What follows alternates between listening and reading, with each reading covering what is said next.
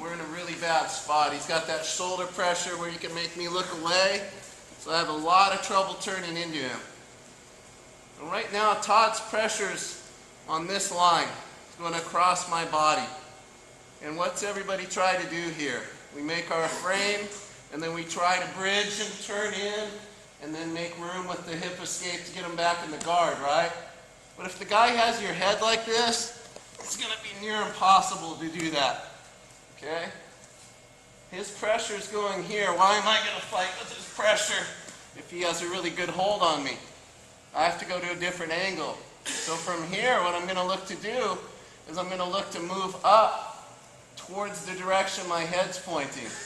So I'm still going to have my frame, my blade of my wrist on this hand, and this arm is going to be next to his hip bone, and the blade of the wrist here is still going to be under his neck, hand on his shoulder. Now from here, go ahead and hold on tight. Okay? He's holding on tight. I try the first way, I can't get out. And notice that my outside foot is always connected to the mat here. Now I'm seeing a lot of people do this. Let me get to my... See, I'm seeing a lot of people get to here, right? But then they take their foot off the floor. And what happens? Here I can stay, I can keep my angle. As soon as my foot comes off the floor, flatten me. See, he's going to be able to flatten me. Watch.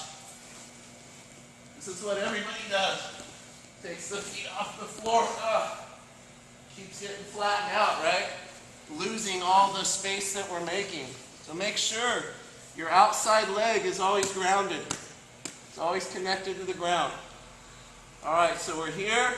Now, we try to turn in. We can't.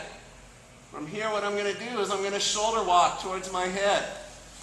As soon as I shoulder walk here, my hips are free again. I move my hip, and I get back to the guard. So from here, you got to know how to shoulder walk. Pushing with this, if I push with my left leg, I go up onto my right shoulder. If I push with my right leg, I go up onto my left shoulder. I'm already out now. Now it's the ground the outside leg, hip escape, back to your guard. Always get grips. The temptation to start pushing with this arm. Okay? Pushing on the hip as you're doing your shoulder walk. The reason I don't want to see you doing this and stiff arming him here is because of two things. One, almost always when a person has good top control, if they feel this, they switch to the sit through.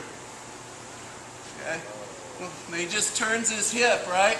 He makes my hand deflect right off his hip, and now I'm stuck here. Now I have a whole nother position that I have to think about how to get out. So if I just frame here, my elbow's already in, it doesn't matter if he sits through because his hip's blocked and I'm still going to be able to escape here. See?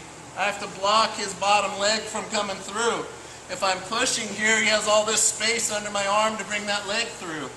But if I frame and keep my elbow in, his bottom hip is blocked right now. I can still do my same move and put him back in the guard. Doesn't matter at that point. Pushing is trying to move him off of me using my arms or my strength. A frame is keeping him where he is and moving away from that point. Okay? This is pushing. This is framing.